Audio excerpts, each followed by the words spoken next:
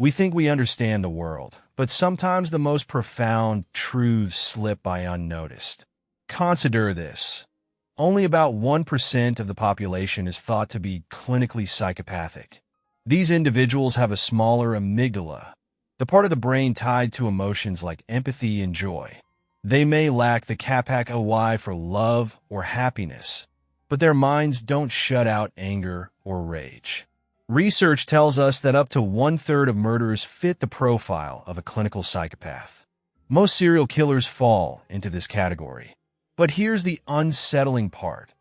Many people with psychopathy live undetected among us, weaving through society unnoticed, perfectly camouflaged. Mental health conditions, though rooted in biology, are heavily shaped by the environment. Even the most challenging behaviors can soften under stable, loving care. Our upbringing, more than our genes, determines how we treat others and how we see ourselves. Childhood, with its endless potential for both nurturing and harm, builds the foundation for everything we become. Yet so often, behind closed doors, children endure unimaginable neglect. Their cries for help go unheard, and their wounds, physical or emotional, are dismissed or overlooked. Trauma doesn't always leave visible scars.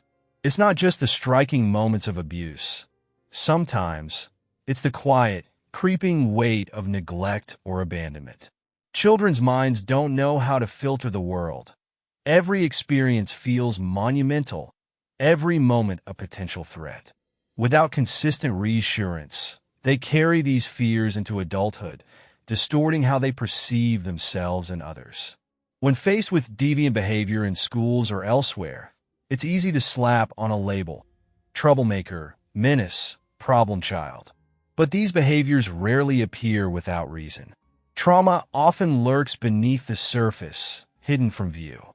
Dr. Bruce Perry and Oprah Winfrey explored this deeply in What Happened to You? Their work highlights how trauma reshapes not just our minds, but our entire way of living. Physical abuse, emotional neglect, profound loss. These experiences leave lasting imprints on the brain. When trauma strikes, the brain adapts, often in ways that prioritize survival over well-being. This manifests as anxiety, depression, or behaviors like addiction. And instead of questioning the origins of this pain, many of us get stuck on questions like, why did this happen to me? Or worse, what's wrong with me? These questions are traps, pulling us into cycles of blame and shame. They imply fault, even when none exists. A better question reframes the narrative. What happened to you? This shift encourages curiosity and compassion. It's an invitation to understand, not judge. Trauma isn't a reflection of weakness. It's a reaction to circumstances beyond our control. By asking what happened, we can untangle the threads connecting past wounds to present struggles. It's not easy, nor is it instantaneous, but this perspective opens the door to healing. Think of trauma like a tree with roots buried deep in the past. Its branches, our beliefs, behaviors, and relationships are shaped by what lies beneath. Understanding this connection allows us to prune and nurture growth rather than letting the tree wither under the weight of its history. This approach isn't just for individuals. Imagine encountering someone difficult, a coworker, a stranger, even a friend.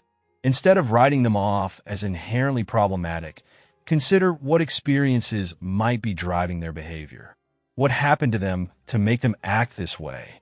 This doesn't excuse harmful actions, but it helps us approach situations with empathy rather than judgment. As adults, we have the tools to reframe our stories. Traumatic events don't define us, but they shape us. When we ask the right questions, we shift from being victims of circumstance to active participants in our own healing. Returning to those pivotal moments, addressing our inner child, and offering the care we once lacked, it's a journey of reclamation. No one deserved the pain they endured as a child, but everyone deserves the chance to heal. The road forward isn't about erasing the past. It's about understanding it, making peace with it, and finding strength in the lessons it taught. Because while trauma leaves a mark, so does resilience. And that resilience is yours to claim.